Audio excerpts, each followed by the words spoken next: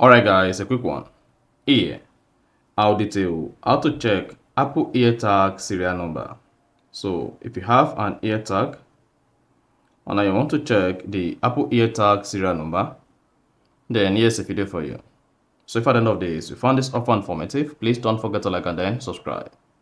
Now to check your Apple AirTag serial number, you just need to go ahead, grab your iPhone. So that's the first thing you want to do.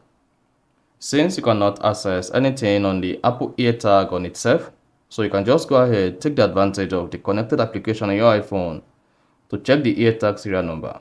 Then let's do this. Open Find My on your iPhone, then select Items. Once you open Find My, on the Items page, locate and click on the name of your Apple AirTag. Then click on the name again. Now you should see your serial number here. So this is your Apple AirTag serial number. You can now go ahead, copy the serial number or screenshot to copy the serial number later. So do whatever you want to do with the Apple AirTag serial number you have here, and then you're good. So that is basically how to find Apple AirTag serial number. So if you found this offer informative, please don't forget to like and then subscribe.